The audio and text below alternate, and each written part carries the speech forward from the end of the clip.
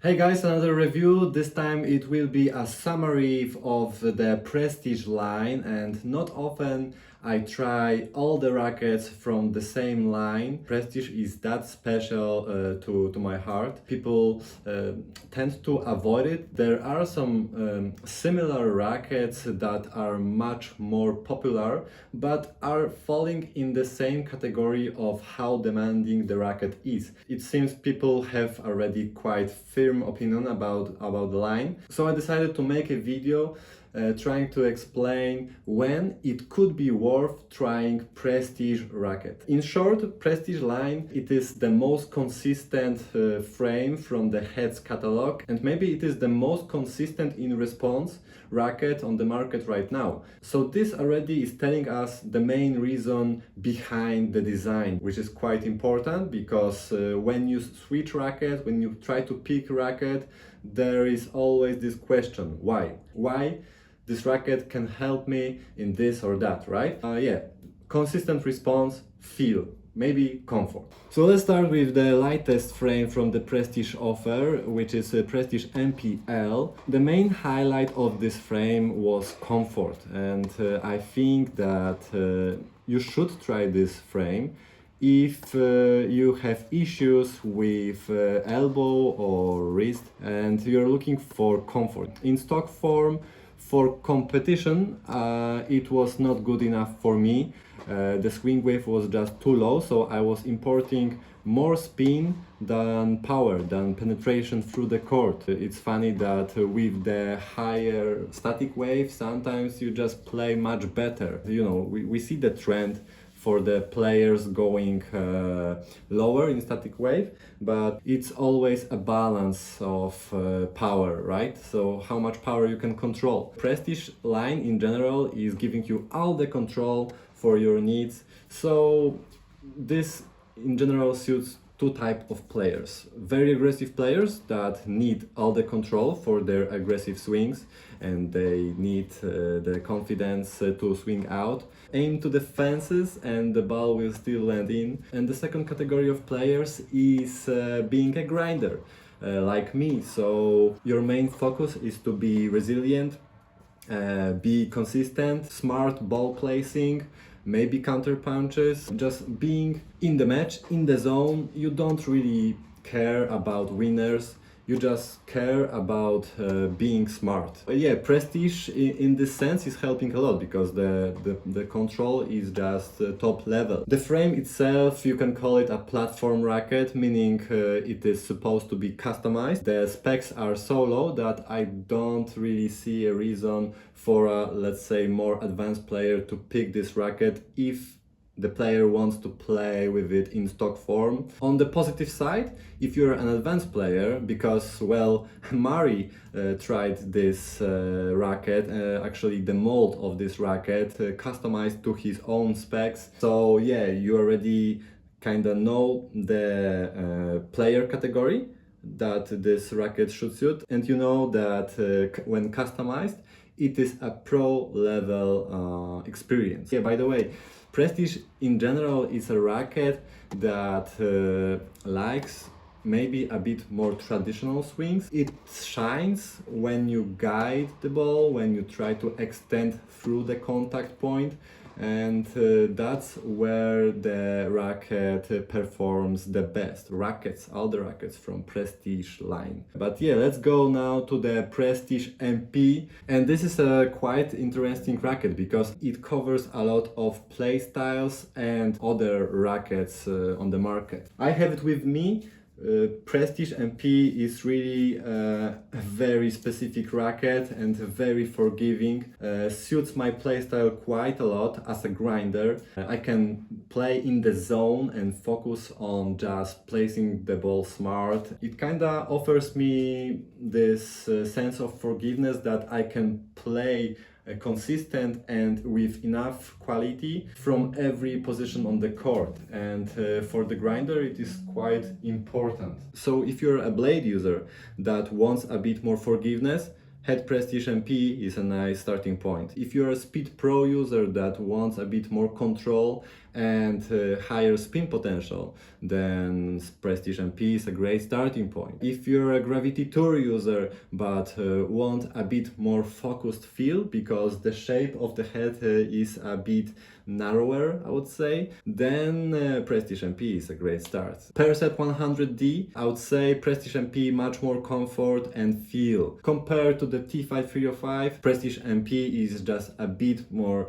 easy to swing, maybe offers more control. Even Radical MP kinda can overlap with the Prestige MP. From my experience, Prestige MP is a bit more serious to play with. It is a bit heavier, has more natural plow through, and I think it is a bit more complete frame. Next we have Head Prestige Pro, and this is quite a fun racket to play with. It overlaps with Wilson Blade 1820, Yonex Percept 97D, Head Gravity Pro, and maybe Yonex Percept 97. So I think that it is a great racket to try, coming from a Blade 1820, if your wrist is just too sensitive to head heavy balance. And Prestige Pro with kind of similar levels of control, power, feel, just swings a little bit different. And the lower balance point just allows you to snap your wrist a bit faster. Maybe it is a bit easier to serve with a heavier but more headlight setup. This already offers, you know, some options for the players that are maybe stuck with the blade but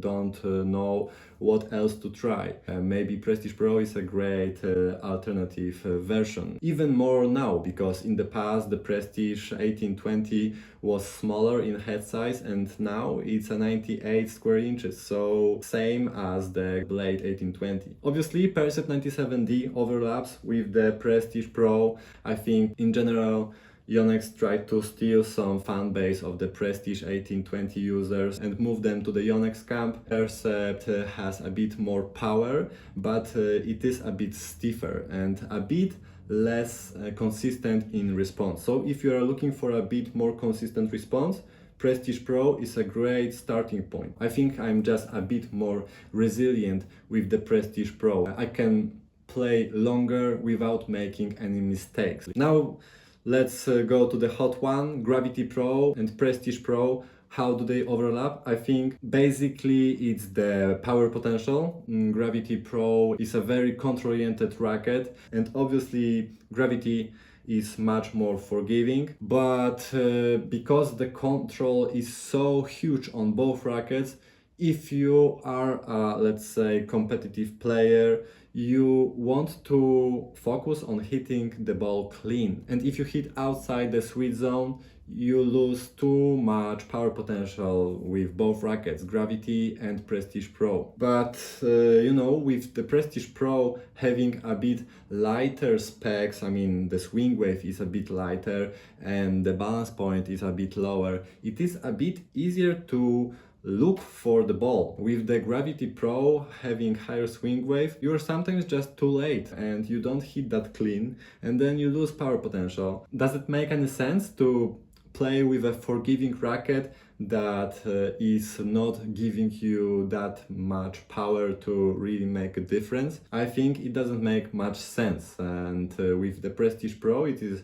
a bit easier to catch the ball on the sweet spot. And yeah, if you're a great player, then obviously Gravity Pro will reward you even more with a bit hotter sweet spot, but you still have to catch the ball on the sweet spot with the Gravity Pro, even though it is a more forgiving racket. I hope this makes sense. The newest Gravity Pro is a bit changed. They lowered the swing wave, they lowered the balance point. I think now it will be truly a more forgiving Prestige, let's call it that way, because it will be a bit easier to swing the Gravity Pro. So you have similar, let's say, swing speeds, but a bigger head size. Sounds like a good direction for the Gravity Pro. With the previous Gravity, it was like, yeah, you get a bit more forgiveness, but it is also a bit harder to swing. Yeah, sometimes if you swing a bit slower, you lose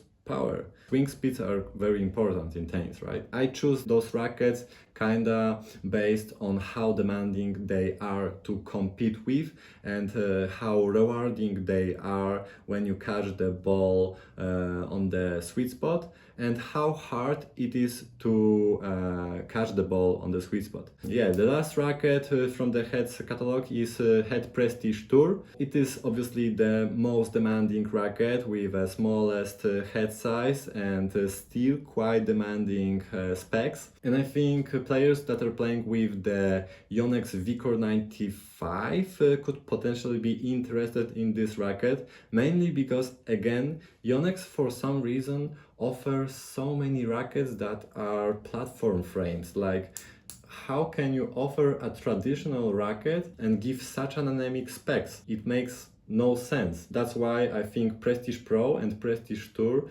are a bit better options for those type of players because they are already modified to compete on highest levels, right? Pick and play. It's easy and simple. Vicor 95, Percept 97, the rackets are very control oriented, therefore it is a bit harder to perform well with those type of frames.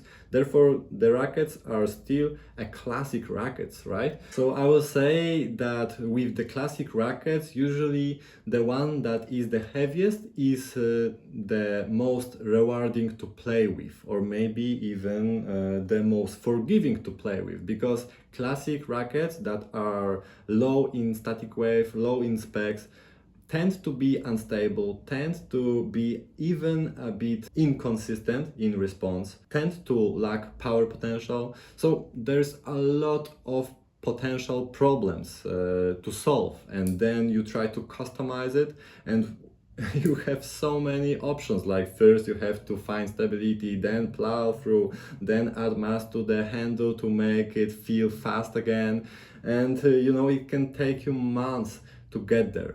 While with the Prestige Tour and Prestige Pro, you can just pick the racket out of your bag and you're ready to go. Obviously, yeah, Vicor 95 is a bit more forgiving, is a bit more spin friendly, but when it comes to the overall performance, like how well you can play with the racket and the overall play styles, should be similar. Yeah, maybe it is worth a try, Prestige Tour or Prestige Pro, if you want to experience a bit of the true classic racket and without any other issues than the specs itself. And I'm only talking about this. I'm not talking about the overall user experience. I'm more focused about how to win with the specific racket.